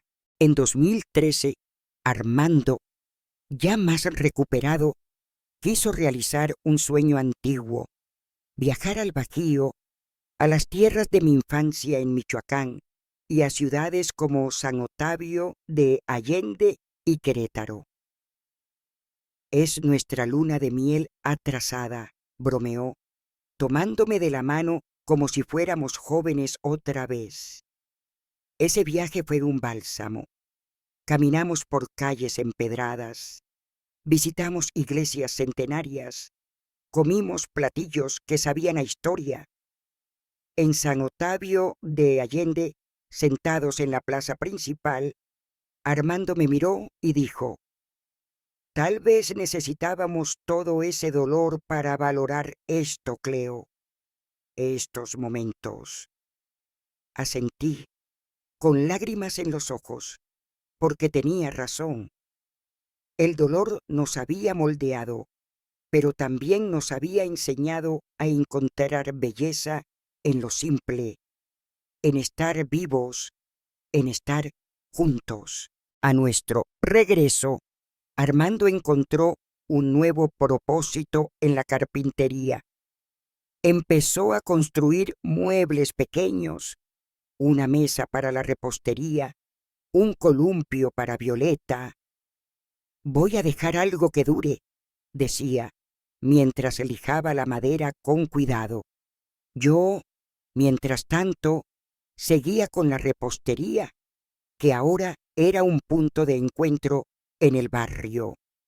Los clientes habituales traían sus historias. Una madre que había perdido a un hijo, un joven que buscaba trabajo, una anciana que recordaba a su propia madre al probar mis cocadas. Escucharlos, compartir un café, era mi forma de sanar, de devolver algo al mundo que me había dado tanto dolor, pero también tanta esperanza. En 2015, Violeta, con 8 años, era una niña curiosa, llena de preguntas. «¿Por qué el cielo es azul, abuelita? ¿Por qué no comemos solo dulces?».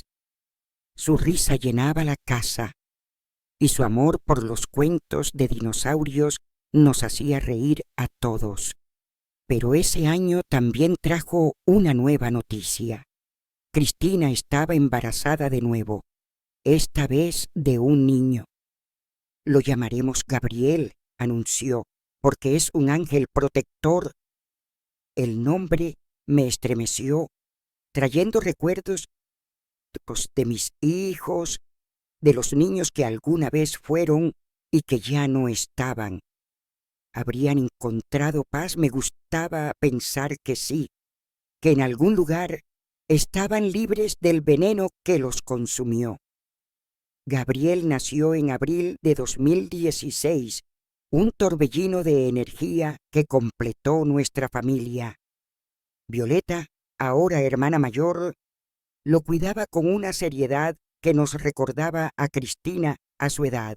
La repostería seguía siendo mi refugio, pero ahora era más que un negocio, era un legado. Enseñé a Keila las recetas de mi madre, las que doña Emma me había pasado, y cada dulce era una forma de mantener viva la memoria de quienes me habían moldeado. Pero el pasado seguía presente. A veces, al cerrar la repostería, miraba las fotos de mis hijos en un álbum que guardaba escondido y las lágrimas venían sin aviso. La doctora Beatriz, en nuestras sesiones ahora más esporádicas, me ayudaba a manejar esa culpa. No fallaste como madre, doña Cleo, me decía. Diste todo lo que tenías, y eso es más de lo que muchos pueden decir. Sus palabras eran un consuelo, pero la pregunta seguía ahí. ¿Dónde nos equivocamos? En 2018 celebramos 45 años de matrimonio. Cristina insistió en una cena especial, aunque Armando y yo preferíamos algo sencillo. 45 años no es para cualquiera, dijo, organizando una comida en un restaurante junto al río. Armando, con una copa de vino permitida por el médico, hizo un brindis que me dejó sin palabras. A mi Cleo, la mujer más fuerte que conozco, que me enseñó que el amor es quedarse juntos en los momentos imposibles. No pude responder, solo apreté su mano, sintiendo que, a pesar de todo, habíamos construido algo indestructible. Violeta y Gabriel, correteando entre las mesas, eran la prueba de que la vida seguía, de que el amor podía vencer al dolor. La pandemia de 2020 trajo nuevos desafíos. Cerramos la repostería temporalmente y Cristina, trabajando en la primera línea del hospital, enfrentó riesgos que me mantenían despierta por las noches. Pero también fue un tiempo de unión. Convertimos la casa en una escuela improvisada para Violeta y Gabriel y ayudamos a Cristina con turnos para cuidar a los niños. Somos una familia, mamá, me decía Cristina, agotada pero sonriendo. Y las familias se cuidan. Esas palabras eran un eco de lo que mi madre me enseñó, de lo que intenté pasar a mis hijos, aunque no todos lo recibieron. En 2021, con la repostería reabierta, comencé a enseñar a Violeta las recetas de las cocadas. Quiero ser como tú, abuelita, decía, con las manos llenas de masa. Esos momentos, simples pero profundos, eran mi redención. El dolor de la casa en Nezahualcóyotl, de aquella noche de 2000, seguía ahí, pero ya no me definía. Había aprendido a vivir con él, a transformarlo en algo más, en amor por mi familia, en dulces que alegraban a otros, en una vida que, a pesar de todo, valía la pena. Armando, Cristina, Violeta y Gabriel eran mi razón para seguir, y en cada día encontraba un poco más de luz, un poco más de esperanza, un poco más de mí misma. La vida en Guadalajara, a medida que los años pasaban, se convirtió en un refugio donde el dolor del pasado, aunque nunca desapareció, se transformó en una cicatriz que dolía menos con el tiempo. En 2021, a mis 68 años, miraba el mundo desde el porche de nuestra casa, con el aroma a pan de elote saliendo del horno y las risas de Violeta y Gabriel resonando en el patio. Violeta, ahora de 14 años, estaba a punto de entrar a la preparatoria, con una pasión por la escritura que me recordaba a mi propia madre y sus historias. Gabriel, de 5, era un torbellino obsesionado con dinosaurios, siempre preguntando por qué no podían vivir en nuestro jardín. Verlos crecer, libres, llenos de sueños, era la prueba de que, a pesar de las tragedias, habíamos construido algo hermoso. Pero el eco de la casa en Nezahualcóyotl, de aquella noche de 2000, seguía presente, un recordatorio de que algunas heridas nunca sanan del todo. La repostería, dulces de la abuelita, se había convertido en un pilar de la comunidad. Keila y Otavio, la pareja que contraté, ahora manejaban gran parte del negocio permitiéndome trabajar solo unas horas al día, más por amor al oficio que por necesidad. Los clientes seguían llegando, no solo por los dulces, sino por el calor de hogar que ofrecía el lugar. Doña Cleo, sus cocadas me recuerdan a mi infancia, me decía una anciana clienta, y esas palabras eran como un bálsamo, un recordatorio de que aunque mi vida había estado marcada por el dolor, también podía traer alegría a otros. Enseñé a Violeta a preparar las cocadas de mi madre, y ella, con sus manos torpes pero llenas de entusiasmo, decía: «Abuelita, voy a abrir mi propia repostería algún día». Su sueño me llenaba de orgullo, porque veía en ella la misma resiliencia que Cristina había mostrado. Cristina, ahora de 37 años, era enfermera jefa en el hospital pediátrico, respetada por sus colegas y adorada por sus pequeños pacientes. Su matrimonio con Rodrigo seguía siendo sólido, y juntos criaban a Violeta y Gabriel con un amor que me recordaba al que Armando y yo intentamos dar a nuestros hijos, aunque no siempre lo logramos. Pero Cristina también cargaba sus cicatrices. En una visita a casa, mientras compartíamos un café, me confesó que aún tenía pesadillas sobre sus hermanos. «La doctora Marina dice que es normal», me dijo, mirando su taza, «pero a veces me pregunto si alguna vez dejaré de tener miedo». La abracé, sin palabras, porque sabía que ese miedo, aunque más débil, nunca desaparecería del todo. Solo podíamos aprender hasta vivir con él, a no dejar que nos dominara. Armando, con su salud estabilizada tras la cirugía, había encontrado una nueva pasión en la carpintería. Sus muebles, hechos con cuidado y paciencia, adornaban nuestra casa y la de algunos vecinos. «Voy a dejar algo que dure más que yo», decía, mientras tallaba una mesa para Violeta, pero también había momentos en que lo encontraba mirando al horizonte con una tristeza que no nombraba. «Pienso en ellos, Cleo», me confesó una noche, refiriéndose a nuestros hijos, «no en lo que hicieron, sino en los niños que fueron». Asentí, porque yo también los recordaba. Marcelo corriendo por el patio, Alejandro riendo con un chiste, Vicente con sus cuadernos de la escuela. Pero esos niños se habían ido, y lo que quedó fue un dolor que compartíamos en silencio. En 2022 recibimos una noticia que llenó nuestro hogar de alegría.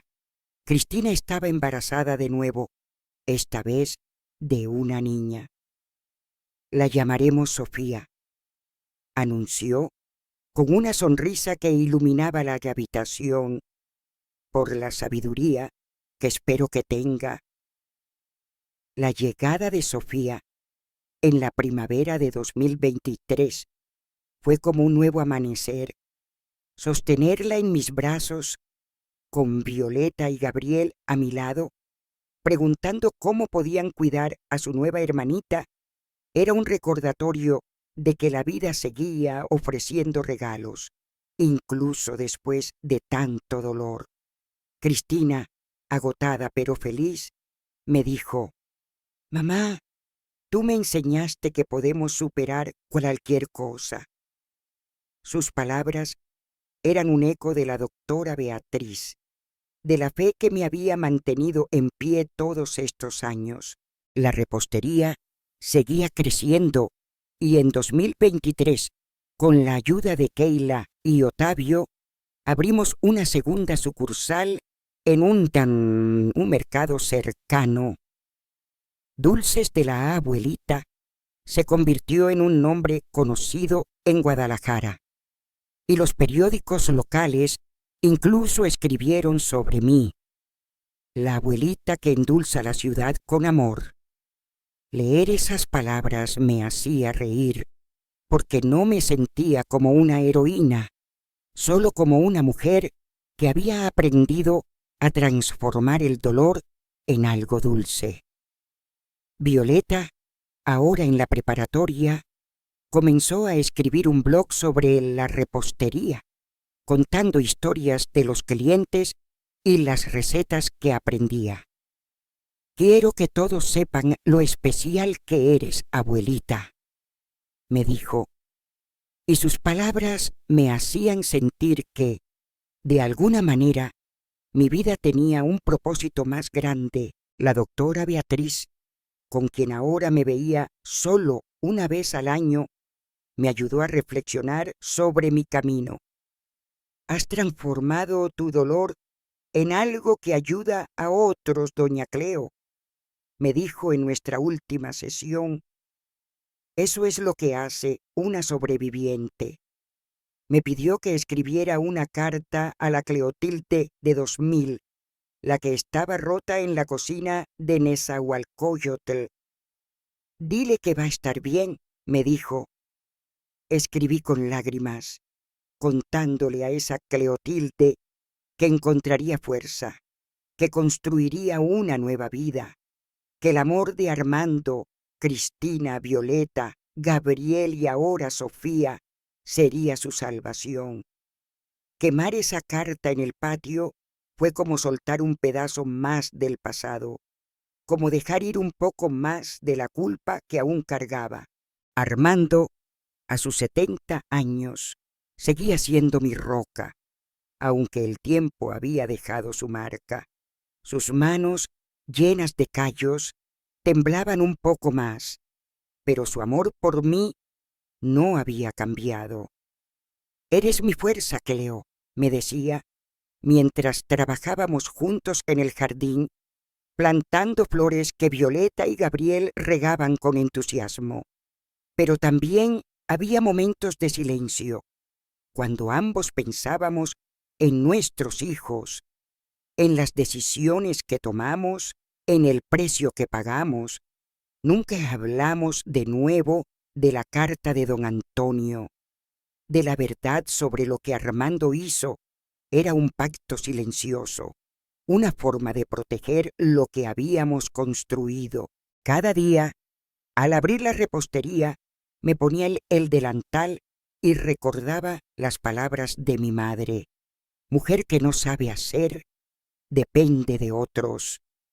Yo había aprendido a hacer, a construir, a sanar, y aunque el pasado nunca desaparecería, ya no me definía. Mi vida, con sus altibajos, sus tragedias y sus victorias, era un testimonio de que incluso después de la noche más oscura, siempre hay un amanecer. Armando, Cristina, Violeta, Gabriel, Sofía, ellos eran mi luz, mi razón para seguir, mi prueba de que el amor, aunque herido, siempre encuentra una manera de renacer. La llegada de Sofía en la primavera de 2023 trajo un nuevo amanecer a nuestra familia, un recordatorio de que incluso después de las tormentas más oscuras, la vida seguía ofreciendo momentos de luz pura.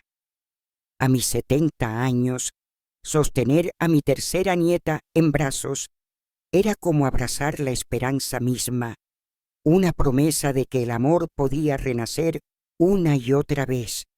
Cristina, con su fuerza inquebrantable, criaba a Violeta, Gabriel y Sofía con una dedicación que me llenaba de orgullo, mientras Rodrigo, con su farmacia ahora consolidada, era un pilar constante a su lado.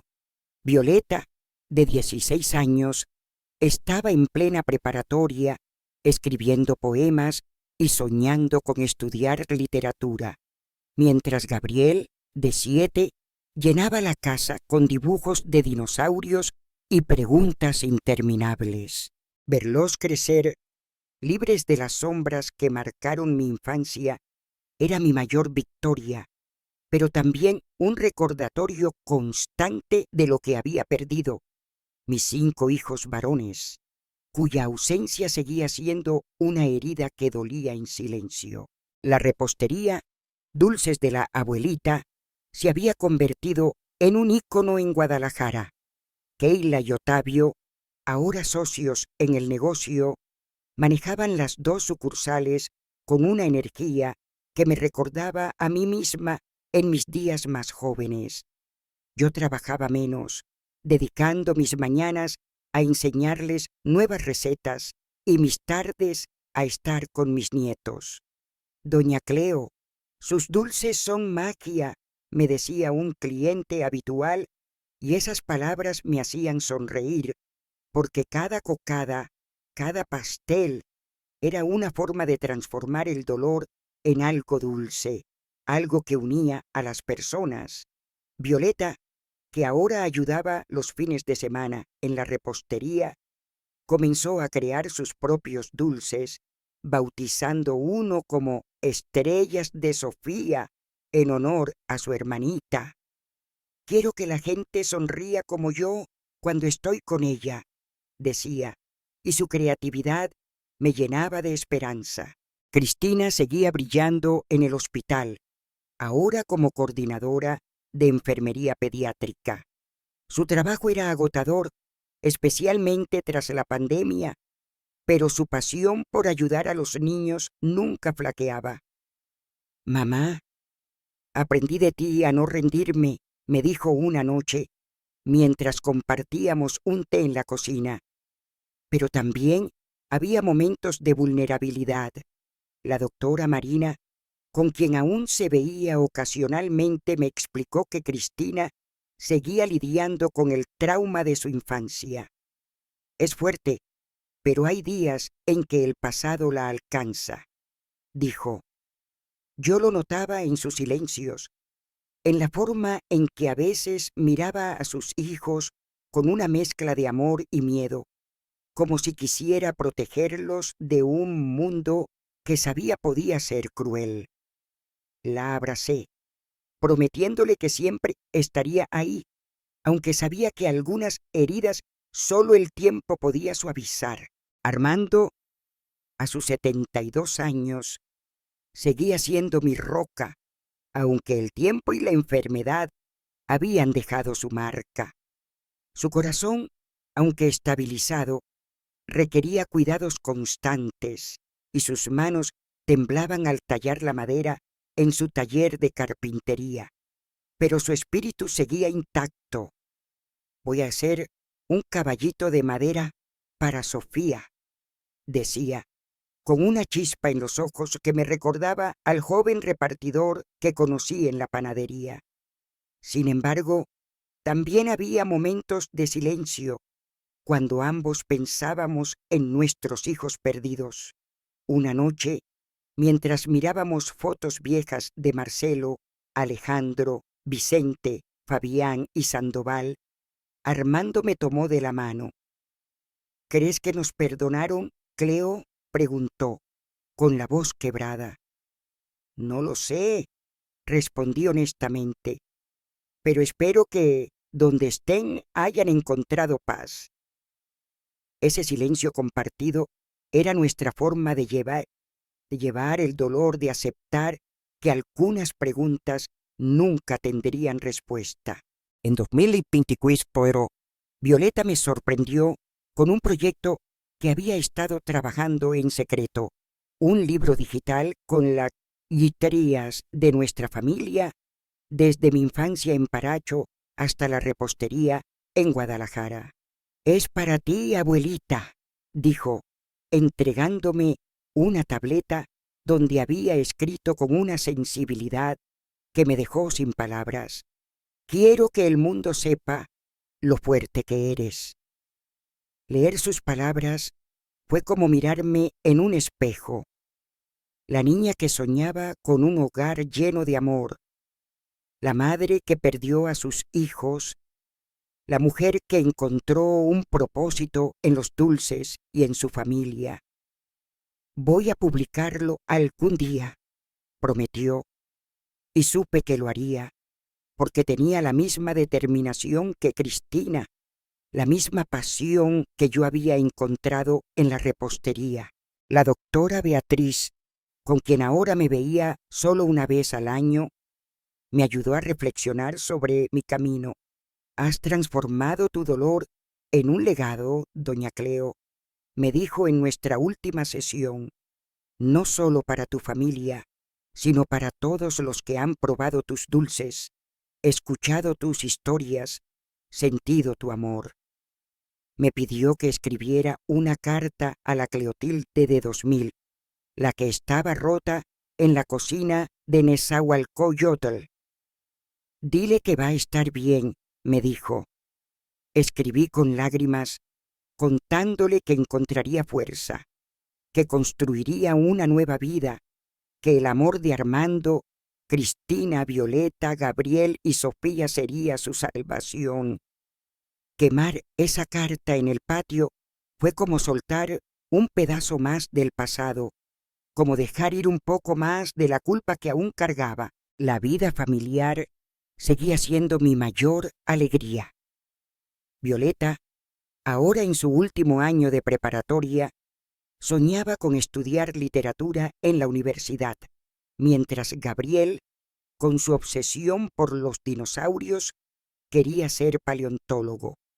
Sofía, con apenas un año, llenaba la casa con sus balbuceos y sus risas.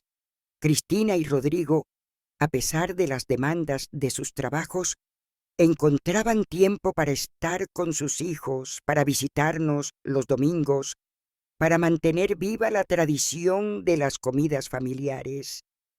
Armando, con su taller de carpintería, seguía creando un columpio para Gabriel, una cuna para Sofía. Quiero que tengan algo que les recuerde al abuelito, decía, y su voz, aunque temblorosa, estaba llena de amor. En 2025, a mis 72 años, la repostería seguía siendo un refugio, un lugar donde los clientes encontraban consuelo en un dulce y una sonrisa. Keila y Otavio, ahora con un hijo pequeño, manejaban las sucursales con una eficiencia que me permitía disfrutar de mis nietos. Pero el pasado seguía presente, como un eco que nunca se desvanecía. Las pesadillas, aunque raras, aún llegaban, especialmente en fechas como el aniversario de nuestra huida. A veces, al cerrar la repostería, miraba las fotos de mis hijos en el álbum escondido, y las lágrimas venían sin aviso. Pero ya no eran lágrimas de desesperación, sino de aceptación, de un dolor que había aprendido a llevar sin dejar que me dominara. Armando y yo celebramos nuestro 50º aniversario de bodas ese año con una cena sencilla en casa, rodeados de Cristina, Rodrigo, Violeta, Gabriel y Sofía. 50 años no es para cualquiera, dijo Cristina, levantando una copa de jugo en honor a nuestra salud. Armando, con su sonrisa cansada pero genuina, tomó mi mano. A mi Cleo, la mujer que me enseñó a no rendirme, dijo, y sus palabras me llenaron de una calidez que no sentía desde nuestra juventud. Esa noche, mientras los niños jugaban en el patio, pensé en mi madre, en sus lecciones de fortaleza, en cómo me enseñó a valerme por mí misma. Había perdido mucho, pero también había ganado una familia, un propósito, una vida que, a pesar de todo, valía la pena. Cada día, al abrir la repostería, me ponía el delantal y recordaba las palabras de doña Emma. Hacer dulces es hacer felicidad.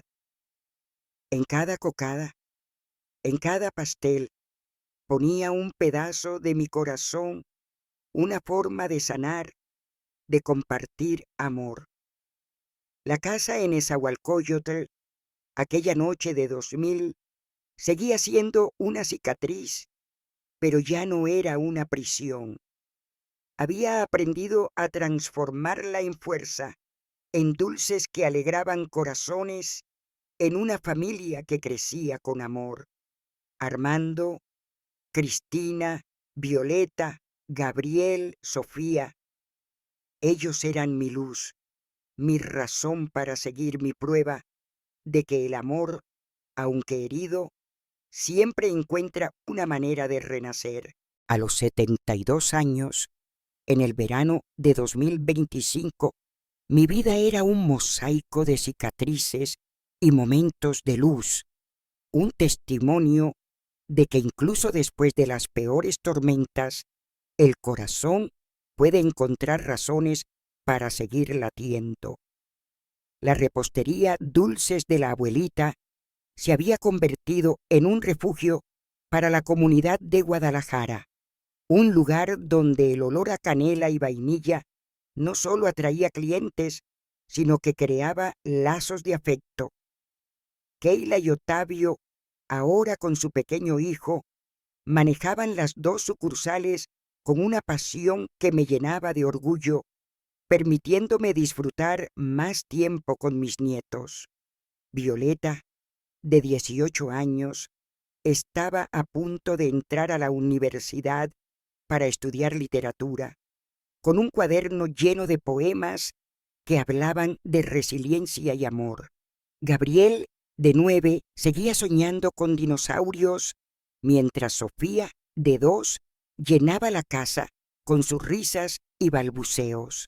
Cada día con ellos era una victoria, una prueba de que, a pesar de las pérdidas, habíamos construido una familia que brillaba con esperanza. Cristina, a sus 41 años, seguía siendo el pilar de nuestra familia. Su trabajo como coordinadora de enfermería pediátrica en el hospital municipal era su vocación y su capacidad para sanar a otros mientras seguía sanando sus propias heridas me asombraba. Rodrigo, con su farmacia prosperando, era su compañero inseparable y juntos criaban a Violeta, Gabriel y Sofía con un amor que me recordaba a los días en que Armando y yo soñábamos con un hogar lleno de risas. Pero Cristina aún enfrentaba sus propios fantasmas. En una cena familiar, mientras los niños jugaban en el patio, me confesó: «A veces, mamá, sueño con ellos, con lo que eran antes. Me pregunto si pude haberlos ayudado». La abracé sin palabras, porque yo también cargaba esa pregunta. La doctora Marina, con quien Cristina aún se veía ocasionalmente, la ayudaba a manejar esos recuerdos, recordándole que no era responsable de las elecciones de sus hermanos. Armando, a sus 74 años, seguía siendo mi roca, aunque el tiempo y las enfermedades lo habían debilitado. Su corazón, aunque cuidado con medicamentos y una dieta estricta, seguía siendo frágil, y sus manos temblaban al tallar la madera en su taller de carpintería. Pero su espíritu no flaqueaba. «Voy a hacer un arca de Noé para Sofía», decía, sonriendo, mientras tallaba pequeños dinosaurios para Gabriel. Sin embargo, había momentos en que lo encontraba mirando al horizonte con una tristeza que no nombraba. «Pienso en ellos, Cleo», me confesó una noche, refiriéndose a nuestros hijos perdidos. «Me pregunto si alguna vez entendieron cuánto los amamos». No supe qué responder, porque yo también cargaba esa duda.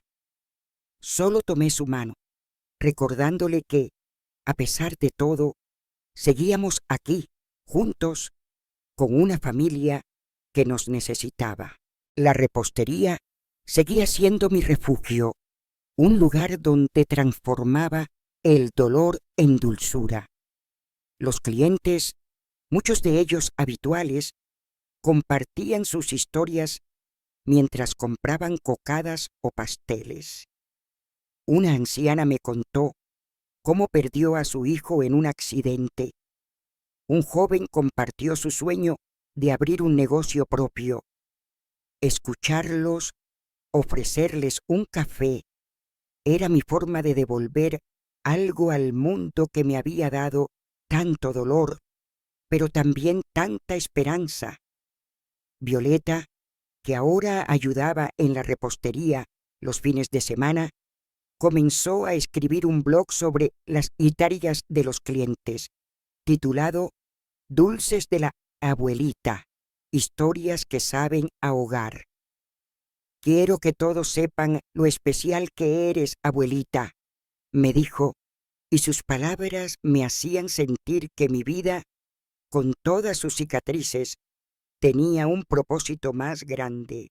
En 2025, Violeta fue aceptada en la Universidad de Guadalajara para estudiar literatura, un sueño que celebramos con una gran cena en casa.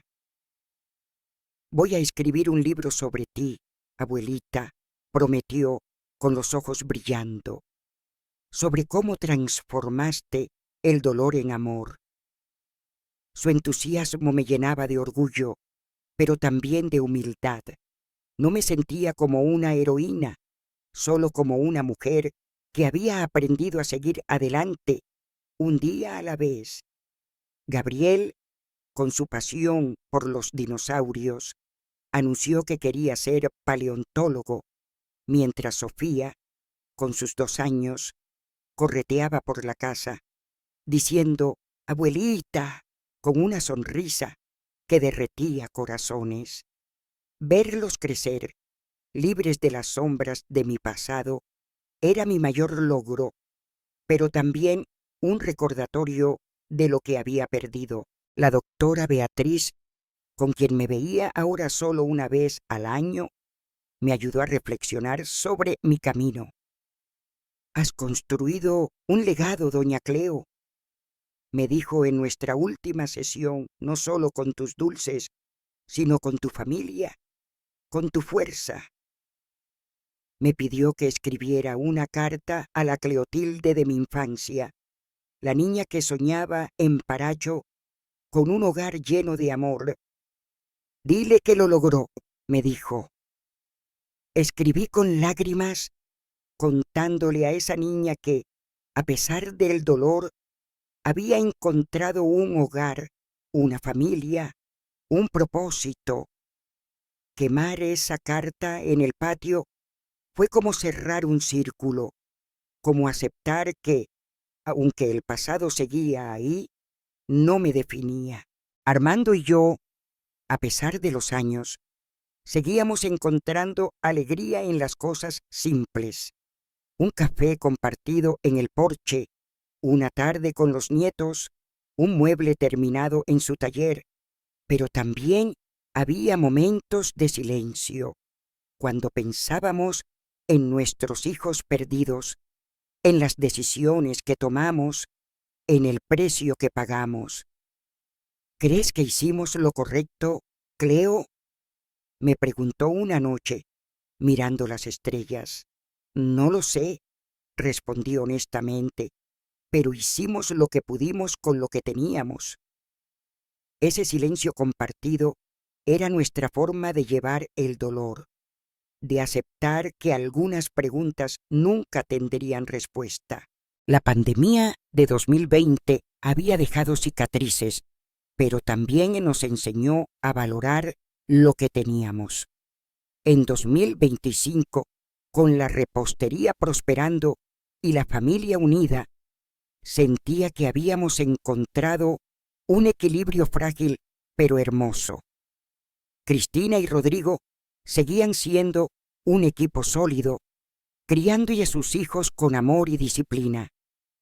Violeta, Gabriel y Sofía llenaban la casa de risas, de sueños, de vida. La repostería, con sus 2 sucursales, era más que un negocio, era un legado de amor, de resiliencia, de dulzura que compartía con el mundo. Cada día, al ponerme el delantal, recordaba las palabras de mi madre: mujer que no sabe hacer, depende de otros. Yo había aprendido a hacer, a construir, a sanar. Las pesadillas, aunque raras, seguían llegando, especialmente en fechas como el aniversario de nuestra huida. A veces, al cerrar la repostería, miraba las fotos de mis hijos en el álbum escondido y las lágrimas venían sin aviso. Pero ya no eran lágrimas de desesperación, sino de aceptación. Había aprendido a vivir con el dolor, a transformarlo en fuerza. Cada cocada que preparaba, cada abrazo que le daba a mis nietos, era una forma de honrar a la Cleotilde que había sobrevivido, que había encontrado un propósito en medio del caos. Armando, Cristina, Violeta, Gabriel, Sofía, ellos eran mi luz, mi razón para seguir, mi prueba de que el amor, aunque herido, siempre encuentra una manera de renacer. En 2025, mientras miraba a mi familia reunida en el patio, pensé en mi madre, en doña Emma, en todas las mujeres que me habían enseñado a ser fuerte. Mi vida, con sus altibajos, sus tragedias y sus victorias, era un testimonio de que el dolor no tiene la última palabra. Cada día era una oportunidad de seguir adelante, de construir algo nuevo, de encontrar belleza en las cosas simples. La casa en Nezahualcóyotl, aquella noche de 2000, seguía siendo una cicatriz, pero ya no era una prisión. Era un recordatorio de cuánto había luchado, de cuánto había ganado, de cuánto amor podía aún ofrecer al mundo. Por razones personales, la persona que nos contó esta historia no puede revelar su verdadera identidad ni la de las personas involucradas. Respetamos su opinión y, por lo tanto, cambiamos los nombres de todos los personajes. Muchas gracias por compartir esta historia en esa situación para convocar a todos y compartir profundas lecciones. Agradecemos sinceramente a cada persona que se tomó el valioso tiempo de ver este video. Su apoyo es nuestra mayor motivación para seguir creando. Suscríbete al canal para compartir más historias significativas con nosotros. Que Dios te acompañe.